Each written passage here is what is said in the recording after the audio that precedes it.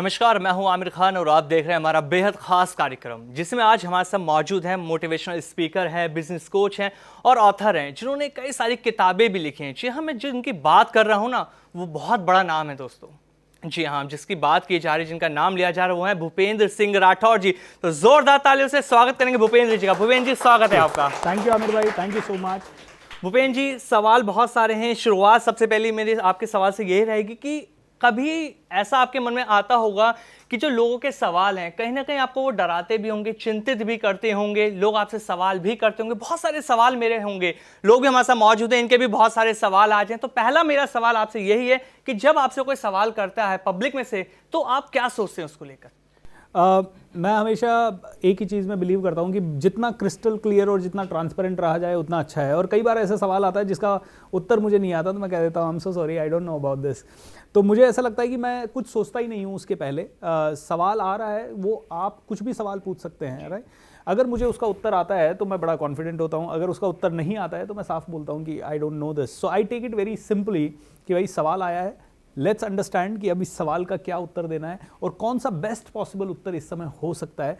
90% सवाल वो आते हैं जो इतने सालों से इस फील्ड में होते हुए हमारे पास ऑलरेडी आ चुके हैं, तो अब शायद सवालों से डर नहीं लगता, लेकिन आज से 5 साल पहले कई बार सवालों से डर लगता था। जी, आप एक मोटिवेशनल स्पीकर हैं, नई नई चीज़ें आप रोज़ाना लोगों को सिखाते हैं, बताते हैं। मैं यूथ को लेकर अगर आपसे बात करूं, एक यूथ के जीवन में बहुत ज़्यादा उतार चढ़ाव रहता है।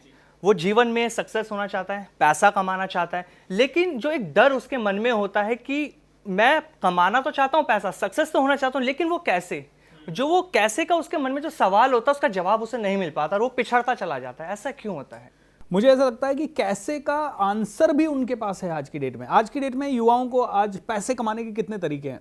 यूट्यूब से आप पैसा कमा सकते हो, कंटेंट से आप पैसा कमा सकते हो, वीडियोग्राफी से पैसा कमा सकते हो, फोटो एडिटिंग से पैसा कमा सकते हो, बात करके पैसा कमा सकते हो, सोशल मीडिया से पैसा कमा सकते हो। और पुराने सारे ट्रेडिशनल वेज तो हैं ही कि आप इंजीनियर हैं, डॉक्टर हैं, सब कुछ है, तो उनसे भी आप पैसा कमा सकते हो। तो आज के युवा को प्रॉब्लम ये नहीं है कि पैसा कमाना कैसे है, उसको पता भी है, लेकिन कहीं ना कहीं उसके पास पूरा फुल प्रूफ प्लान नहीं है। बिकॉज जितने लोग सफल हो रहे हैं उससे कहीं ज़्यादा लोग फेल भी हो रहे हैं। तो ये जो डर है कि मैं फेल हो गया तो क्या होगा, ये फेल हो गया तो क्या होगा, इस डर के कारण प्लान होते हुए भी या कहीं ना कहीं पता होते हुए भी वो काम करता नहीं है। अब देखिए, कई युवा मेरे पास आते हैं, बोलते हैं सर हमें भी पैसा कमाना है, सिखाइए हमें। तो हम कहते हैं उनको कि सेल्स कीजिए, सबसे ज़्यादा पैसे देने वाला प्रोफेशन है सेल्स। फिर हम कहते हैं कि चलिए डिजिटल कोचिंग कर लीजिए, अगर आपको सेल्स बुरा लगता है तो डिजिटल कोच बन सकते हैं आप, अपना कोर्स लॉन्च कर सकते हैं, आपके पास कोई भी इंफॉर्मेशन है उसे यूट्यूब पे डाल सकते हैं। बट हर चीज़ युवा करता है और करने के थोड़े से दिन बाद कहता है यार 1 महीना हो गया, मुझे रिजल्ट नहीं मिल रहा।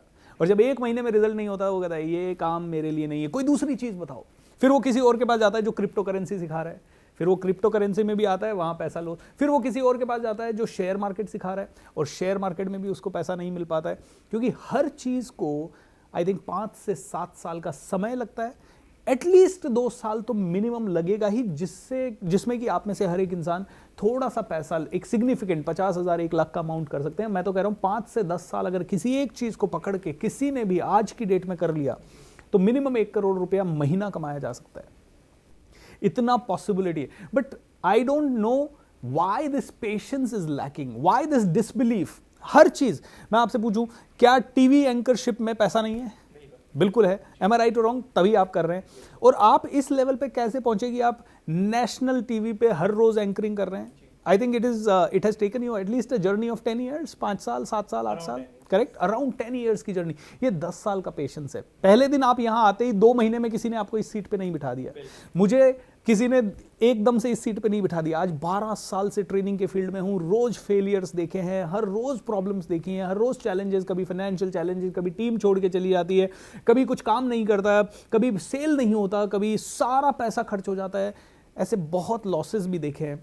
बट उसके बाद आज 12 साल की जर्नी के बाद इस लेवल पे पहुंचने का मौका मिला है, और अगले 12 साल और टिके हुए रहेंगे तो इससे भी हजारों गुना ज़्यादा ऊंची छलांग लगा सकते हैं। अप डाउन्स की अगर आप, जैसे अभी आपने बात करी उतार चढ़ाव की, अप डाउन्स जब लाइफ में आते हैं भूपेंद्र जी, तो इंसान यही सोचने लगता है कि मैं आगे तो बढ़ना चाह रहा था, लेकिन वो जैसे ही नीचे गिरता है उसके साथ लॉस होने लगते हैं, डाउनफॉल उसके जीवन में आता है, तो वो आगे बढ़ने के बजाय और ज़्यादा पीछे हो जाता है, क्योंकि हिम्मत जवाब दे जाती है उसकी। तो खुद को सही राह पे ले जाने के लिए एक वे हमें कौन सा चुनना चाहिए जिससे कि जीवन हमारा बदल सके, जो डिसीजन हम ले रहे थे वो सही हो पाए? मैं कहता हूं मैसिव एक्शन। मैसिव एक्शन मतलब बहुत एक्शन। देखिए लाइफ में कोई सेट फॉर्मूला नहीं है, मेरी जिंदगी में कोई सेट फॉर्मूला नहीं है कि मैं ट्रेनिंग के फील्ड में कौन सा प्रोग्राम करूं कि मुझे सफलता मिलेगी। अमिताभ बच्चन जी की लाइफ में कोई सेट फॉर्मूला नहीं है कि कौन सी मूवी करें वो ही सुपर डुपर हिट होगी। सो आई थिंक मैसिव एक्शन। चलिए भाई, कौन बनेगा करोड़पति भी कर लेते हैं, 5 मूवीज भी कर लेते हैं, पा का रोल भी कर लेते हैं, बुजुर्ग का रोल भी कर लेते हैं, यंगस्टर का रोल भी कर लेते हैं, देखते हैं कौन सी सुपर हिट होती है। सबकी स्टोरीज तो सबको, प्लान तो सबको अच्छा ही लगता है। सो मैं कहता हूं मैसिव एक्शन। सोचने में ज्यादा समय ना बिताएं, क्योंकि आप 24 घंटे भी सोचेंगे कि यार मैंने आज आपको बोला सेल्स कीजिए, आप 24 घंटे भी सोचेंगे तो भी आपका माइंड राइट आंसर नहीं ढूंढ पाएगा कि सेल्स आपके लिए उचित है या नहीं है, क्योंकि आपने अभी तक किया नहीं है। अब सोचने से बेटर है इसको करके देख लेते हैं। अब एक क्वेश्चन और आता है कि यार करके देखें, कितनी सारी चीजें करके देखें।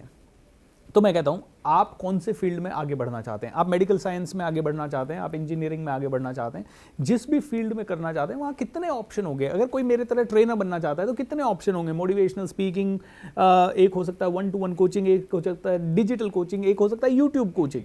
तीनों चारों करके देख लीजिए। ओके, तीनों को साइमल्टेनियसली करके देख लीजिए।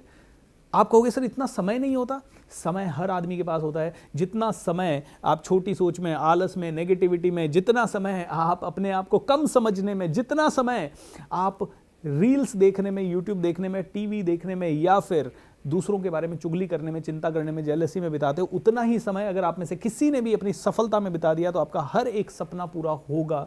बस यही प्रॉब्लम है कि वो समय हम वेस्ट कर देते हैं जो हमारा इन्वेस्ट होना चाहिए। बिल्कुल, जैसा भी आपने रील्स की बात करी, आमतौर पर आज का जो जीवन हो चुका है ना यूथ का, भूपेंद्र सर आप अच्छे से जानते होंगे चीज़ों को, देखते आ रहे हैं कि आज के वक्त में इंसान सुबह उठता है, सबसे पहले वो अपना फ़ोन ऑन करता है, डेटा ऑन करता है, वो रील्स देखता है या यूट्यूब देखता है, वो सोशल मीडिया का आदी हो चुका है। उसके जीवन में 1.5 GB डाटा उसको इस्तेमाल करना है और सो जाना है। इससे बाहर कैसे निकले, कैसे वो अपने जीवन के फैसले ले? देखिए, फैसला लेने के लिए एक छोटा सा यार्ड स्टिक होना चाहिए। मैं हमेशा लोगों को कहता हूं कि यार जब इंसान चौराहे पे खड़ा है और उसको पता नहीं है जाना कहाँ है, तो दुनिया उसको वहां ले जाएगी जहां दुनिया उसे ले जाना चाहती है। तो अगर हमने अपना फैसला नहीं किया कि मुझे ये रास्ता लेना है, ये कोई नहीं बता सकता कि वो रास्ता सही है या नहीं, लेकिन कहीं तो फैसला करना पड़ेगा कि कौन सी जगह मुझे जाना है। अगर वो नहीं गया तो शाहरुख खान तो दिमाग लगा रहे हैं कंटिन्यूसली कि इनको मेरे रास्ते पे कैसे लाके आना है, तो पठान मूवी में कैसे लेके आना है, कैसे इनको दिखानी है, उसका ट्रेलर कैसे बनाना है, और उनके साथ हज़ारों और क्रिएटिव ब्रेन्स है। ऐसे ही लाखों यूट्यूबर्स है वो दिमाग लगा रहे हैं कि लोग हमारे चैनल पे कैसे हैं। इसीलिए मैं कहता हूँ सबसे इंपॉर्टेंट है अपना विजन डिस्कवर करना। विजन क्या होता है? लोग कहते हैं विजन मुझे नहीं पता, विजन क्या होता है, बहुत बड़ी चीज़ है मेरे लेवल पर।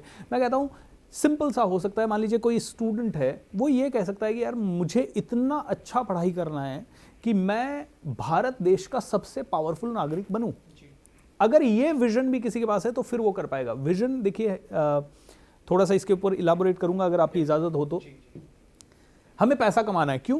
क्योंकि हम देख रहे हैं सभी लोग पैसा कमा रहे हैं। अरे किसी के पास गाड़ी है, किसी के पास बंगला है, किसी के पास पता नहीं क्या है। Oh my god, I really need to make money. तो हम अपने आप को पुश कर रहे हैं बिना डायरेक्शन के। मुझे ये बताइए, स्पीड इंपॉर्टेंट या डायरेक्शन? मुझे जाना दिल्ली है, मैं बॉम्बे की रोड पे बहुत स्पीड से 150 की स्पीड पे निकल गया। डायरेक्शन सही नहीं होगा तो कुछ नहीं होगा। ट्रू। तो जब तक डायरेक्शन नहीं है, स्पीड पकड़ी ही नहीं जा सकती, और पकड़ ली तो आप रॉन्ग डायरेक्शन में बहुत तेजी से चले जाएंगे। तो विजन का बात करें तो सिंपल सी बात कहें, सिंपल शब्दों में, आप कौन सी ऐसी चीज को सबसे ज्यादा पसंद करते हैं जो मार्केट में रेलेवेंट हो, जिसकी मार्केट में डिमांड हो, जिसका कस्टमर हो, जिसका ऑडियंस हो, और जिसके लिए लोग पैसा देने को तैयार हो। ऐसा नहीं कि मुझे ऐसा ही कोई चीज़ पसंद है जिसकी मार्केट में डिमांड ही नहीं है। मुझे तारे देखना अच्छा लगता है, लेकिन उसकी मार्केट में डिमांड ही नहीं है। Will it really give me money? No. Will it give me the audience? No. Will I be able to find the audience? नहीं।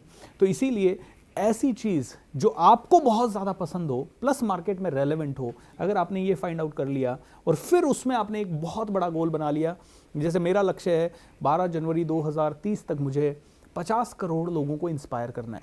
अब मुझे अपने आप को पुश नहीं करना है, मुझे ये पुल कर रहा है। और जितने भी लोग मुझे जानते हैं, मेरी कम्युनिटी में है, मेरे प्रोग्राम्स अटेंड करते हैं, वो जानते हैं कि सुबह 4 बजे मेरा पहला प्रोग्राम होता है और रात को 11 बजे मेरा आखिरी प्रोग्राम होता है। दिन में मैं दिन भर मीटिंग्स में बिजी होता हूँ, पढ़ने में बिजी होता हूँ, आधा घंटा 1 घंटा ज़रूर रेस्ट कर लेते हैं, वो भी तब जब मैं घर पे हूँ। आज जैसे मुझे वो आधा घंटा नहीं मिला है और ना ही मिलेगा, क्योंकि आज मैं बैक टू बैक प्रोग्राम्स में हूँ। So this is what I really feel कि that dream is pulling me, क्योंकि मैं देखता हूँ कि वो जिस दिन अचीव हो गया ना, उस दिन मेरा जिंदगी कैसा होगा। उसके बाद मैं मर भी गया तो I have significantly added value to 50 crore people, and out of them I know 50 लोग तो महाराज शिवाजी की तरह बन ही सकते हैं उन 50 करोड़ में से। आपका जैसे टारगेट 2030 का है, बहुत सारे लोग भी हमारे साथ मौजूद है, इनका भी एक विज़न अपना होगा, तो इनमें से किसी एक सवाल ले लेते हैं कि आखिर इनका क्या विज़न है। तो आपसे हम जानना चाहेंगे, आपका कोई सवाल? जी। Hello sir. सर मेरा सवाल ये है कि मैं जब भी फ्यूचर में मतलब आगे का सोचती हूँ या लाइफ में आगे बढ़ने का सोचती हूँ, करियर का सोचती हूँ, मैं पास्ट को कभी भूल नहीं पाती। मतलब हमेशा मैं अपने पास्ट पे ही अटकी रहती हूँ और फ्यूचर में आगे बढ़ने का मतलब ऑब्स्टेकल्स आ जाते हैं। मतलब पास्ट से ओवरकम नहीं कर पाती मैं। ये इसलिए होता है क्योंकि हमारे आसपास की पूरी जो भीड़ है, मैं भीड़ ही कहूँगा, क्योंकि वो उसका हिस्सा हम बनना नहीं चाहते, फिर भी हम उसका हिस्सा हैं। वो भीड़ हमें पास्ट से बाहर निकलने ही नहीं देखती। वो भीड़ हमें बार बार याद दिलाती है, hello go back to past. अब मैं आपसे पूछता हूँ, मान लीजिए कोई इंसान है आपके साथ, आपके आसपास ऐसे लोग हैं जो सिर्फ फ्यूचर की बात कर रहे हैं, तो how many times will you be able to go back to the past? एक छोटा सा यहाँ पे मैं कहूँगा, जैसी हमारी आसपास का एनवायरनमेंट होगा, जैसी हमारी संगत होगी, वो हमें बाहर खींचती है। तो हम देखते हैं हमारे आसपास जितने भी लोग हैं, उनको अगर पास्ट में कोई लॉस हो गया, मान लीजिए उनकी गाड़ी को एक स्क्रैच लग गया, तो वो बार बार क्या बोलते हैं, अरे यार गाड़ी को स्क्रैच लग गया, गाड़ी को स्क्रैच लग गया, इतनी नई गाड़ी ली, इसको स्क्रैच लग गया।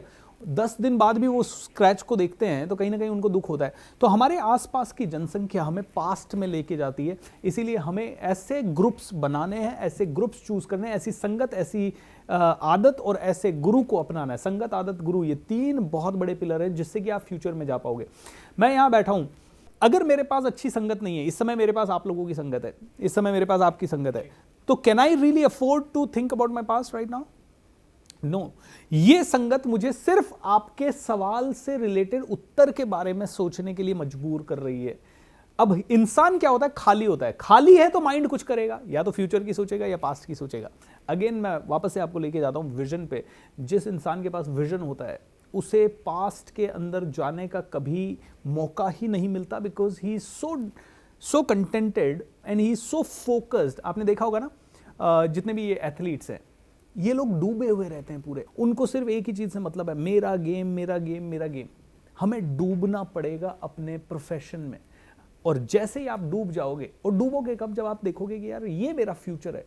when you love yourself with that image जो कि आपकी फ्यूचर में बनेगी, you will be out of the past। इस समय अगर आपका पास्ट आपको बार बार पीछे खींच रहा है, मतलब आपकी या तो संगत नहीं है या फिर आपने अपने आप को ट्रेन नहीं किया। तो लास्ट चीज मैं यहाँ पे आपके सवाल के उत्तर में कहूँगा, इंसान को कॉन्शियसली अपने आप को ट्रेन करना पड़ता है उस जगह जाने के लिए जिस जगह वो जाना चाहता है। सो सपोज आप इस पास्ट से अब फ्यूचर ओरिएंटेड होना चाहोगे, तो इस समय जब आपके पास पास्ट की कोई खास मेमोरी नहीं है जो आपको परेशान कर रही है, consciously think about your future.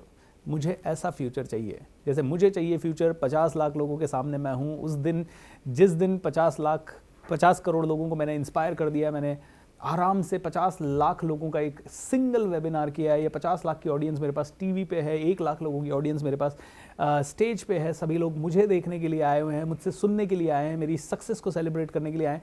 बस ये जो इमेजिनेशन है ना, ये खींचता है। ये इमेजिनेशन कहता है यार गेट अप यार, थकने का टाइम नहीं है, रुकने का टाइम नहीं। अरे पास्ट गर्लफ्रेंड थी पास्ट में, ओके गेट लॉस्ट, ओके कोई हमें ठुकरा दे हमें इसका गम नहीं, बड़े बदनसीब हैं वो जिसकी किस्मत में हम नहीं। तो किसी ने पास्ट में ठुकराया, उसको मैंने तुरंत पीछे छोड़ दिया। किसी ने मुझे पास्ट में कुछ कहा, आज अभी हम एक बार रायपुर गए थोड़े से दिन पहले, और एक इवेंट मैनेजर ने हमें काफ़ी चीट किया और काफ़ी हमारा लॉस हुआ।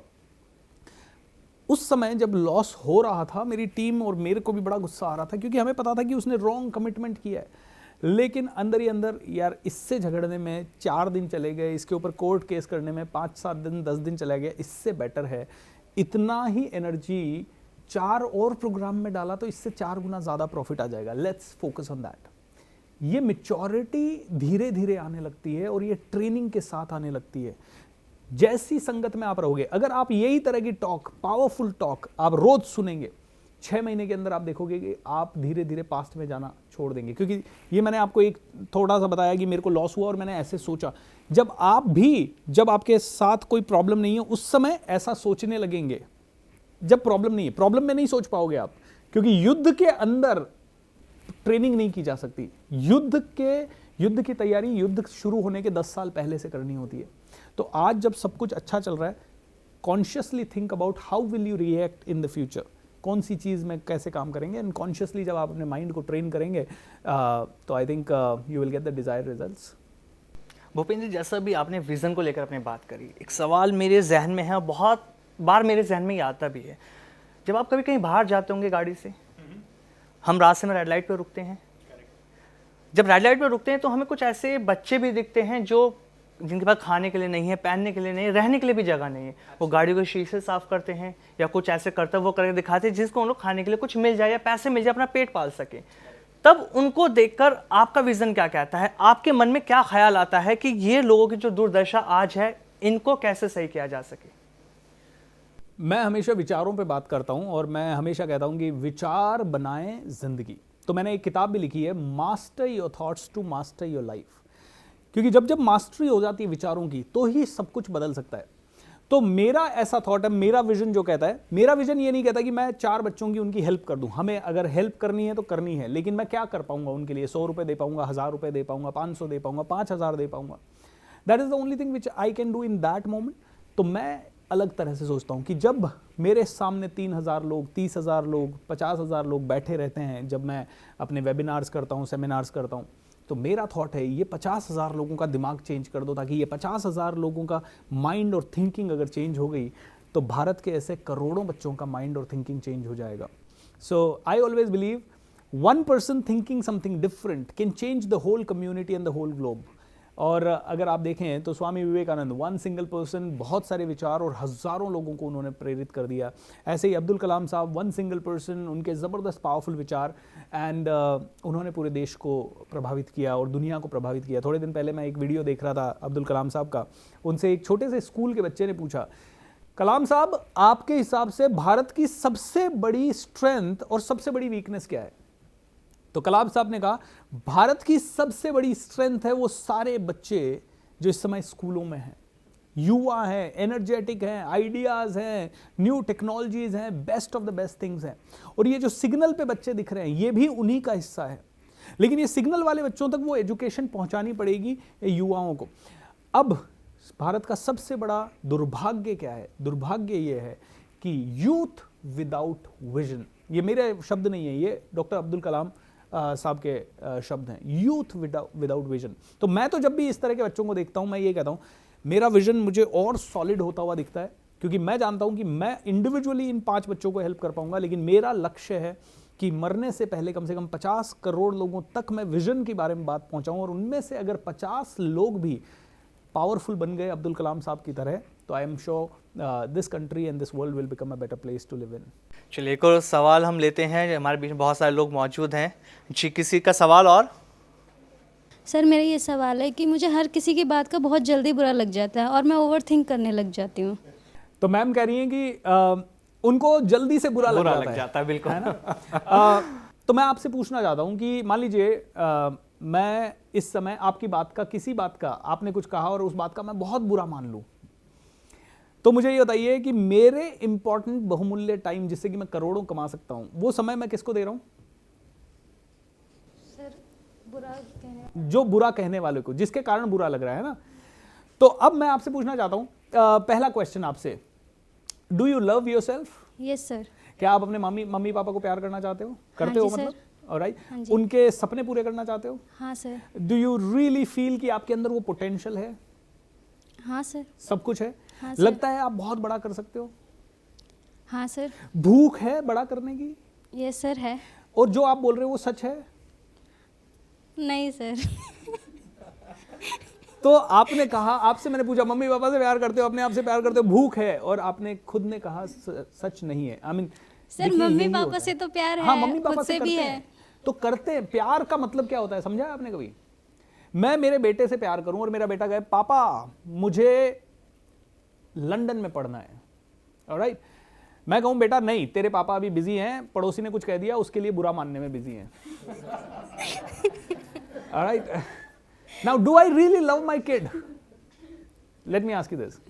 तो आपके पापा मम्मी ने बचपन से आपकी सफलता के बहुत बड़े सपने देखे हैं, राइट? हाँ जी और जब जब आप कह रहे हो कि किसी के कहने के कारण मैं डी फोकस हो जाती हूँ, मतलब you are saying I don't love you mom and dad, I love that person more, क्योंकि उसको मैं एनर्जी दे रहा हूँ या दे रही हूँ। एंड दोस्तों इस चीज को समझना पड़ेगा, जब जब आप किसी की बात का बुरा मान रहे हो, सबसे पहला तो यू डोंट लव योरसेल्फ। इसीलिए दूसरों ने कुछ कहते ही आप किसी और जोन में चले गए, आपने अपना फोकस शिफ्ट कर दिया, आपने वो सारी चीजें शिफ्ट कर दी जिससे कि आपको बहुत कुछ मिल सकता है, just because somebody has said something. और वो जो समबडी जिसने कुछ कहा है उसकी वैल्यू क्या है, उसकी औकात क्या है, अगर मैं सही शब्दों में कहूँ तो what is that person, who is that person, आप क्यों दे रहे हैं उसको एनर्जी? मैं आपसे पूछना चाहूंगा, कहीं कोई लड़का तो नहीं है जो आपको कुछ बुरा कह दे और फिर आप यूथ का सबसे बड़ी परेशानी आज के वक्त में, इससे जुड़ा मेरा एक सवाल भी है आपसे, मैं आपसे जरूर पूछूंगा। आमतौर पे हम देखते हैं, अगर हम रिलेशनशिप की बात करते हैं, एक गर्लफ्रेंड बॉयफ्रेंड की अगर हम बात करें रिलेशनशिप की, आमतौर पे ये एक ऐसा रिश्ता हो जाता है कि इंसान इसमें डूबता चला जाता है। कहते हैं प्यार इसके अंदर ऐसा डूबता चला जाता है, दुनिया से मतलब नहीं होता, सिर्फ उसे अपने पार्टनर से मतलब होता है। लेकिन एक लड़का जब किसी लड़की से प्रेम करता है, उसके प्यार में वो पागल हो जाता है, अगर हम सही शब्दों की अगर हम बात करें, कहीं उसके आगे चल के उसको एक बार धोखा भी मिल जाता है। आमतौर पर ऐसे हम केसेस देखते हैं कि एक लड़के को धोखा मिल जाता है, वो उस लड़के के लिए सब कुछ करने के लिए, गुजरने के लिए तैयार रह जाता है, वो लड़की उसे छोड़ के चली जाती है, लड़के का दिल भी दुखा, वो परेशान हो गया, एक तरीके से वो अपनी लाइफ छोड़ के डिप्रेशन में चला गया, क्योंकि वो तो उसे प्यार करता था, उसने वहां उसे धोखा दे दिया। तो ऐसे मौके पर वो लड़की तो खुश हो गई दूसरी लाइफ में, वो लड़का बर्बाद हो चुका, सब कुछ खत्म हो गया उसकी लाइफ में। तो कहते हैं ना कर्मा इज बैक, उसके मन में कहीं ना कहीं ये सवाल तो रहता होगा या रहता ही है कि इसने मेरे साथ बुरा किया, कल को इसके साथ भी होगा। तो इसको कैसे डिफाइन किया जाए? पहले तो ये बताइए, ये लड़का कहीं आप ही तो नहीं थे? नहीं, मतलब मैं तो शादीशुदा हूं। नहीं, पहले वाली जिंदगी की पूछ रहा हूँ मैं, क्योंकि आपने एक बार भी नहीं कहा कि कोई लड़की को लड़का छोड़ के चला गया तो लड़की को बुरा लगेगा, तो मतलब लड़कियों के साथ इम्पार्शलिटी है। देखिए ये तो होने ही वाला है, यू नो, जिंदगी ऐसी है। तो जब भी किसी का ब्रेकअप होता है तो मैं उस इंसान को कहता हूं, तू ब्रेकअप के लायक था, तू लात मारने के लायक था, इसलिए तुझे लात मारी गई। तेरे अंदर ऐसी कोई ग्रेविटी नहीं थी जिसके कारण वो लड़की टिक सके, तेरे अंदर ऐसी कोई बात नहीं दिखी उसको कि जिसके कारण वो सोच सके कि तेरे साथ पूरी जिंदगी या 7 जन्मों तक रह सके। मैंने कहा इसको फीडबैक की तरह लेना चाहिए, यू नो। उस समय बुरा लगेगा, oh this girl that boy, अरे उसके बिना तो वो मेरा सपनों का राजकुमार है, उसके बिना तो मैं रह ही नहीं सकती, और वो किसी और के साथ चला गया या वो लड़की किसी और के साथ चली गई। ये हमने जब सोचा तो हमने सबसे पहले मूर्खता ये की कि हमने अपनी जिंदगी को पूरा एक पर्सन के ऊपर समर्पित कर दिया। प्यार करिए, आप किसी की तरफ फीलिंग्स भी रखिए, लेकिन आप नज़रअंदाज नहीं कर सकते पॉसिबिलिटी को। और जब तक आपकी शादी नहीं हुई है, व्हाट इज़ द मतलब, मैं अगर किसी से शादी नहीं कर रहा तब तक मेरा कोई कमिटमेंट भी नहीं बनता है ना। मैंने मेरी वाइफ से, मेरे बेटे से, आई मीन मेरा बेटा है तो मेरा कमिटमेंट बनता है, मेरी वाइफ है तो मेरा कमिटमेंट बनता है, लीगली बॉन्डेड है ना, लीगली भी है और हमें पता भी है कि अब जिंदगी इन्हीं के साथ गुजारनी है, तो मेरा कमिटमेंट बनता है। जब कमिटमेंट ही नहीं है आदमी का, तो आदमी जिंदगी भर साथ रहे या ना रहे वो उसकी पर्सनल चॉइस है। लेकिन ये पर्सनल चॉइस 99% केसेस में तभी आती है जब इंसान को लगने लगता है कि अब आपके साथ उसको कुछ और मिल नहीं सकता, या maybe you are not able to see your weaknesses. तो मैं एक ही चीज़ कहूँगा यार, सफल होने से पहले प्यार करना गुनाह है। ओके, सफल होने से पहले अगर आप प्यार कर रहे हैं तो आप ऐसा धोखा 99% खाते हैं लोग। सफल होने से पहले मैंने 3 बार प्यार किया और 3 बार ब्रेकअप हुआ। तो मुझे लगा कि यार ये क्या है ना। उसके बहुत सारे रीजंस हो सकते हैं, कास्टिज्म, कम्युनिटी, उसके लिए सफलता, पैसा, कई सारी चीज़ें उसके लिए रिस्पॉन्सिबल होती है। तो मैं तो कहता हूँ सिर्फ अपने आप से इतना प्यार करो, और अपने आप से प्यार करने का मतलब है, देखिए अगर मैं अपने बच्चे से प्यार करता हूँ तो क्या मैं चाहूँगा कि कोई भी मेरे बच्चे के बारे में बुरा बोले? नहीं। तो अपने आप से प्यार करने का मतलब है अपना आइडियल सेल्फ बनाना, ताकि आपके बारे में कोई बुरा भी ना बोले। अगर आप बहुत सब सेल्फ ऑब्सेस्ड हो और ईगो में बहुत हो तो it means you don't love your self, क्योंकि ईगो वाले इंसान से हज़ारों लोग नफरत करते हैं। सो अपने आप से प्यार करो, और अपने आप से प्यार करने का मतलब है जो आपको ज़िंदगी में आगे बढ़ाएगा वो चीज़ आप पूरी शिद्दत से करो। मैं आपको बताता हूँ, मैं जब कॉलेज में था और स्कूल में था तो मैं बड़ा शाय था, बात नहीं करता था, नेगेटिव था, अंग्रेज़ी बोलना नहीं आता था, कई सारे चैलेंजेस थे। छोटे टाउन से होने के बहुत सारे नेगेटिव इम्पैक्ट थे, तो डर लगता था यार कोई लड़की मुझसे बात ही नहीं करती, मेरे दोस्तों की तो गर्लफ्रेंड्स हैं, मेरे से कोई बात ही नहीं करती। लेकिन जैसे ही मैंने बोलना शुरू किया, कैमरास फेस करना शुरू किया, टीवीज़ पे आना शुरू किया, यूट्यूब वगैरह पे आना शुरू किया, there were lot of girls. So people love people who are successful. लोग उन्हीं लोगों से, शक्ल तो मेरी वही थी पहले वाली, तो पहले एक भी ऐसा क्यों हुआ कि कॉलेज तक एक भी लड़की नहीं आई बोली भूपेंद्र आई लव यू यार, यू आर सो अमेजिंग, है ना। कॉलेज के मतलब जब मैं पब्लिक स्पीकर बन गया तो मैंने, है ना, थैंक गॉड कि पब्लिक स्पीकर बनने के 2 साल के अंदर अंदर मैंने शादी कर ली, नहीं तो बहुत सारे मैरिज मतलब अफेयर हो सकते थे। बट खैर एनीवेज, देयर वाज, मतलब मजाक का ये मूड था, but I really want to say कि मैंने पर्सनली ये टेस्ट किया है कि जब आप सफल होते हो तो पूरी दुनिया आपसे जुड़ना चाहती है। इसीलिए दोस्तों ये प्यार मोहब्बत ये सब अच्छी चीज़ें हो सकती है आपके लिए, लेकिन मुझे लगता है ये डिस्ट्रैक्शन ज़्यादा है, because you are not clear about that person कि आप उनके साथ ज़िंदगी बिताओगे या नहीं बिताओगे। पिक्चर बड़ी रोज़ी लगती है, लेकिन जब शादी हो जाने के बाद रियलिटी कुछ और होती है, और ऐसे केसेस में आप देखें डिवोर्स बहुत ज़्यादा होते हैं। सो बी वाइज, एंड बुद्धिमान इंसान लॉन्ग टर्म की सोचता है। प्यार में तो पढ़ना है, ऐसी बात नहीं है प्यार नहीं पढ़ना नहीं है, लेकिन शुरू में पढ़ गए तो बाद में धोखे मिलेंगे। शुरू में अपनी सफलता से प्यार में पड़ गए तो जिंदगी भर वो प्यार जरूर मिलेगा जो मिलेगा। विराट कोहली को अनुष्का मिल गई है, अभिषेक बच्चन को ऐश्वर्या मिल गई, तो आप भी सफल हो जाओगे ना, तो आपको भी सब कुछ मिलेगा। बिल्कुल शानदार बात आपने एकदम कही है भूपेंद्र जी। इसी के साथ एक और सवाल पर्सनल और प्रोफेशनल लाइफ को लेकर अगर मैं आपसे करूं, आमतौर पर हम देखते हैं कि जब हमारी पर्सनल लाइफ में उतार चढ़ाव आते हैं, परेशानियां आती हैं, चाहे वो शादीशुदा ज़िंदगी को लेकर हो या कोई भी मोटिव हो उसका, और प्रोफेशनल लाइफ की अगर हम बात करें तो कहीं ना कहीं अप डाउन्स आते हैं, चाहे हमारे वो ऑफिस को लेकर हो, जॉब्स को लेकर हो या हमारे बिजनेस को लेकर हो। इंसान इन दोनों चीज़ों को एक साथ मर्ज कर देता है। वो ये डिसीजन नहीं ले पाता कि मेरी जो प्रोफेशनल लाइफ है और जो पर्सनल, उसके बीच का जो डिस्टेंस है उसे मैं कैसे कवर अप करूँ, उस डिस्टेंस को मेंटेन कैसे करके रखना है ताकि मेरी लाइफ मर्ज ना हो, जिससे आगे मेरे को दिक्कतें ना पैदा हो। तो कैसे समझे इसको हम? बड़ा मुश्किल हो जाता है एक आम आदमी के लिए पर्सनल एंड प्रोफेशनल को अलग करना। जब घर में झगड़े हैं तो उसका इम्पैक्ट बिजनेस पे पड़ने लगता है या जॉब पे पड़ने लगता है। जब जॉब में डिस्टर्बेंस है तो उसकी चीख चिल्लाहट घर में आने लगती है। इसके लिए मुझे लगता है कि देखिए, बैलेंस लाना हर लाइफ में संभव नहीं है आज की डेट में, क्योंकि आज डिस्ट्रैक्शन भी है, ट्रैवल भी बहुत है, सब कुछ करना है। इस समय मैं तो कहूँगा सबसे पहले अपने काम से इतना प्यार करो कि आपके काम में हमेशा आप खुश रहें। जैसे ही आप काम में खुश रहेंगे आपको पैसा ज़्यादा मिलेगा, आपको तरक्की मिलेगी, आपको रिकग्निशन मिलेगी, और जब ये सब चीज़ें मिलेगी तो ये चीज़ें आपके घर परिवार को हमेशा एक अच्छे लेवल पे रखेगी। घर में 90% मिडिल क्लास फैमिलीज़ की लाइफ में लड़ाई झगड़ा होता है पैसों के कारण। वाइफ को कम पैसा मिल रहा है या पापा मम्मी को कम पैसा मिल रहा है या भाई बहन को कम पैसा मिल रहा है या किसी भी कारण से आप जो ज़िंदगी जी रहे हैं वो उनको सफ़र करना पड़ रहा है, क्योंकि they are having lot of expectation from you. तो मैं कहता हूँ कि इवन महिलाओं को don't just be in the kitchen the whole time. Okay, आपकी ज़िंदगी सिर्फ किचन के लिए नहीं बनी है, आपकी ज़िंदगी कुछ अच्छा करने के लिए बनी है। तो मुझे ऐसा लगता है जो इंसान ने काम में बहुत महारत हासिल की है उसको दुनिया पूछती है।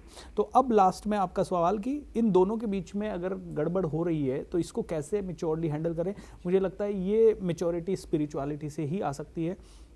जैसे जैसे हम इमोशनली स्ट्रॉन्ग बनेंगे, तो आजकल कॉर्पोरेट्स में IQ से ज़्यादा इंपॉर्टेंट हो गया है EQ, इमोशनल कोशेंट।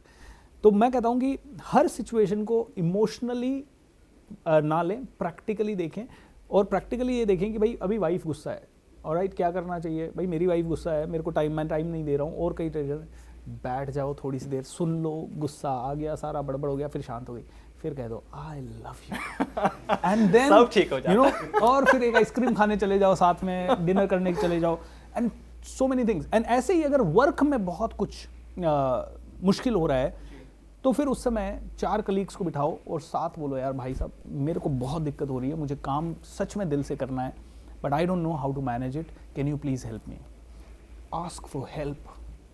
लोग तब आपकी हेल्प नहीं करते जब लोगों को लगता है अच्छा अकड़ में है, लेकिन जैसे ही लोगों को लगने लगता है this person is genuinely asking for the help, they will support you. So manager से हेल्प मांगिए, अपने लीडर से हेल्प मांगिए, और एक बहुत ही प्यारी कहानी इसके ऊपर है कि कैसे मैनेज करें। वो कहानी भी आपको काफ़ी इंसाइट देगी, अगर आपकी इजाज़त हो तो। बिल्कुल बिल्कुल बिल्कुल सर। एक लड़का था, माइकल उसका नाम था, और मान लीजिए वो अनिल अंबानी की कंपनी में या मुकेश अंबानी की कंपनी में काम करता था। वो बड़ा मेहनती आदमी था, हमेशा चीयरफुल रहता था, हमेशा एक्साइटेड रहता था। एक दिन मुकेश अंबानी जी अपने ऑफिस में घुसे और उसने देखा कि वो उदास है। हमेशा चीयरफुल रहने वाला आदमी हमेशा आज उदास कैसे है? खैर वो दिन भर उदास था। शाम को 6 बज गए, वो उदास था। सारी कंपनी वाले लोग घर पे गए, वो फिर भी उदासी से अपना काम कर रहा था। शाम को मुकेश अंबानी जी अपने घर के लिए निकले। काल्पनिक कहानी है ना। तो मुकेश अंबानी जी घर के लिए निकल रहे थे, तो उन्होंने कहा, हे माइक इधर आइए। तो माइक ने कहा, यस सर, चलो मैं तुम्हें घर छोड़ देता हूँ। राइट, माइक उनकी गाड़ी में बैठ गया। मुकेश अंबानी जी गाड़ी खुद चला रहे हैं, उस समय की बात है, तो गाड़ी खुद चला रहे हैं। माइक चुपचाप है, पूरे रास्ते दोनों की कोई बात नहीं हुई, कोई चर्चा नहीं हुई। लास्ट में चलते चलते 1 घंटे की ड्राइव के बाद माइक का घर आ गया। माइक घर पे गाड़ी रोकी, मुकेश अंबानी जी को उसने अंदर इनवाइट किया, सर आप भी चलो प्लीज़, चाय पी के जाइएगा, आप इतने सालों के अंदर पहली बार मेरे घर पे आए हो। दोनों अंदर जाने लगे, लेकिन घर ऐसा था कि 4 दीवारी और उसके अंदर एक बड़ा सा ओपन एरिया जहाँ एक बहुत बड़ा पेड़ लगा हुआ था, और उसके बाद मकान आ रहा था। तो वो लड़का जो माइक था, मुकेश अंबानी जी उसके पीछे पीछे गाड़ी पार्क करके आए। उसने घर के अंदर घुसने से पहले वो उस पेड़ को ऐसे छुआ, और करीब 30 सेकंड के लिए वो चुपचाप से उसको छू के ऐसे ही रहा। और उसके बाद जैसे ही उसने उस पेड़ को क्रॉस किया, he was super happy, exciting, मतलब अपने बच्चे से ऐसे खुल के मिला, बीवी को भी ग्रीट किया, माता पिता भी थे उनके साथ भी, उनके भी चरण छुए, एज इफ उसके साथ कुछ बुरा हुआ ही नहीं। मुकेश अंबानी जी देख के ये दंग रह गए कि यार सुबह 9 बजे से इस बंदे को देख रहा हूँ, इसके चेहरे पे स्माइल नहीं, और इसने पेड़ को छूते ही पता नहीं इसमें क्या एनर्जी आई। मुकेश अंबानी जी को उसने चाय कॉफ़ी सब पिलाई, नाश्ता वाश्ता खिलाया, और फिर वापस गाड़ी तक छोड़ने आया। मुकेश जी ने पूछा, माइक ऐसा क्या हुआ कि तूने उस पेड़ को छुआ और फिर अचानक से तेरे अंदर इतना बदलाव? तो माइक ने कहा, सर ये मेरा ट्रबल ट्री है सर। मैं क्या करता हूँ, दिन भर ऑफिस में, आज मैं अपसेट था क्योंकि मेरा सुबह ऑफिस आते हुए टायर फट गया गाड़ी का, फिर मेरे को ये चैलेंज वो चैलेंज, जैसे 15-20 चैलेंज आए, तो मेरे को उदासी लग रही थी। लेकिन वो उदासी मेरे घर पे बिलोंग नहीं करती, घर से बिलोंग नहीं, वो काम की उदासी थी। मैं क्या करता हूँ, अपनी जितनी भी तकलीफें होती है, रात को घर आने से पहले इस पेड़ को छोड़ देता हूँ, इस पेड़ के ऊपर छोड़ देता हूँ। ये मेरा ट्रबल ट्री है, सारी ट्रबल इसको दे देता हूँ, ताकि इस पेड़ के उस तरफ में जाऊँ तो बड़ा एक्साइटेड रहूँ, क्योंकि वो प्रॉब्लम जो काम की है वो घर पे नहीं। और यही काम मैं सुबह भी करता हूँ। सुबह जब घर से निकलता हूँ तो वो सारी प्रॉब्लम वापस इस पेड़ से ले लेता हूँ। लेकिन सरप्राइजिंग है कि कल सुबह 10 प्रॉब्लम अगर इस पेड़ को दी थी, तो सुबह तक कई बार बचती नहीं है एक भी। एंड फिर मैं यहाँ से निकलता हूँ तो बड़ा एक्साइटेड निकलता हूँ। सो दोस्तों, अपनी ट्रबल की काम को काम पे छोड़ दें, घर को घर पे छोड़ दें, दोनों को मिक्स करने का अगर बार बार दिमाग भी आए तो ऐसे स्पिरिचुअल वाकया अपनी ज़िंदगी में उतारें। किसी चीज़ को ऐसा इंस्पायरिंग बना लें, आपकी चाबी को बना लें कि इस चाबी को छूते ही मेरे अंदर ज़बरदस्त मोटिवेशन आएगा। आप में से कितने लोगों ने 10 सीक्रेट मूवी देखी है? देखी होगी, सुना होगा, ऑलराइट। अगर सुना है तो उसमें वो देखा है, एहसानमंद पत्थर, ग्रैटिट्यूड रॉक, कि भाई जब भी मैं उस पत्थर को छूता हूँ मुझे ऐसा लगता है यार कितनी अच्छी चीज़ें हैं ज़िंदगी में। तो ग्रैटिट्यूड को प्रैक्टिस रोज़ करें। हमारा एक प्रोग्राम चलता है सुबह सुबह, कमांडो ट्रेनिंग, जो सुबह 5 बजे से शुरू होता है। एंड उसमें एक चीज़ हम नॉन स्टॉप प्रैक्टिस करते हैं, 90 डेज तक प्रैक्टिस करते हैं। सबसे पहली चीज़ उसमें ग्रैटिट्यूड में, मतलब वो प्रोग्राम में हम करवाते हैं ग्रैटिट्यूड। कितनी अच्छी चीज़ है आज आपकी और मेरी ज़िंदगी में कि आप यहाँ बैठे हैं, हम यहाँ बैठे हैं, लोग पता नहीं, कोई तो सड़क पे है, कोई नारियल बेच के पानी का पैसा कमा रहा है, और आज हम एसी रूम में बैठे हैं, इतनी अच्छी जगह पे बैठे हैं। 1 मिनट के लिए सभी लोग करेंगे, thank you God, just say it, thank you so much, thank you so much for everything. You can smile, आपकी बॉडी अच्छी है, आपके घर वाले अच्छे हैं, आपका शरीर अच्छे से काम कर रहा है। इस समय कितने लोग हॉस्पिटल में हैं, कितने लोग मर रहे हैं, कितने लोग इस दुनिया में झगड़ रहे हैं, कितने लोग कोर्ट कचहरी में हैं, कितने जेलों में हैं। And we are so fortunate कि हम लोग यहाँ बैठे हैं आराम से, and we are learning something new. चलिए, कुछ और सवाल हम लेना चाहेंगे, हमारे साथ बहुत सारे लोग मौजूद हैं इस शो के अंदर। आपको कोई सवाल? जी सर, मेरा नाम वीरेश है। सर, ऐसा होता है कि हम लोग कोई काम करते रहते हैं, जो हमारा प्रोफाइल है, जिस डोमेन पर हम काम कर रहे हैं, और लगातार उस काम को करते करते हम बोर होने लग जाते हैं। एक टाइम बाद हमें अच्छा नहीं लगता है, हम उस काम से भागते हैं। लेकिन काम भी ज़रूरी है, तो हम उसमें इंटरेस्ट कैसे रखें, बहुत लंबे समय तक हम उस काम को और बेहतर कैसे बनाएं, कैसे करें, तो इसके बारे में जानना है। जब भी आपको अपना काम बोर लगने लगे तो उस वॉचमैन के बारे में सोचो जो रात को 10 बजे ड्यूटी पे चढ़ा और अगले दिन सुबह 6 बजे तक ड्यूटी पे है, और उसके पास करने को कुछ नहीं है, उससे बात करने के लिए भी लोग नहीं है। क्या उससे बोरिंग है आपका काम? उस टैक्सी ड्राइवर के बारे में सोचे जो पिछले 15 साल से सिर्फ उसके टैक्सी की सीट पे बैठ रहा है और इधर से उधर लोगों को छोड़ रहा है, क्या उससे बोरिंग है आपका काम? उस आदमी के बारे में सोचें जो कि शायद खेतों में जा रहा है पिछले 50 सालों से और उसका एक ही काम है कि बस गाय को चराना है, भैंस को चराना है और खेतों में पानी देना है। देखिए दोस्तों, काम बोरिंग तब होता है जब आपकी एक्सपेक्टेशन बहुत ज़्यादा बढ़ जाती है। आई थिंक काम बोरिंग इसलिए भी हो जाता है कि मुझे लगता है यार मैं कुछ अलग करूँ, I am not enjoying it. If you are not enjoying तो दो चीज़ें हैं, या तो भाग लो या फिर भाग लो। यानी कि या तो पार्टिसिपेट करो। अगर मेरे पास कोई ऑप्शन नहीं है इस समय, मान लीजिए this interview is boring for me, नहीं है वैसे तो नहीं है, I am loving this, but मान लीजिए इस समय बोरिंग भी हो रहा है 1 मिनट के लिए मान लेते हैं, तो उस समय या आपके लिए बोरिंग हो सकता है, आपके लिए बोरिंग तो नहीं हो रहा है कि नहीं राइट। अगर आपके लिए ये बोरिंग हो रहा है तो आपके पास 2 ऑप्शन है, या तो भाग लो, या तो इस रूम से बाहर भाग जाओ, या फिर भाग लो यानी पार्टिसिपेट करो। अब अगर आपके पास रूम से बाहर भागने का ऑप्शन नहीं है क्योंकि दरवाजे बंद है, बाउंसर्स लगे हुए हैं बाहर, है ना, तो भागने का ऑप्शन नहीं है।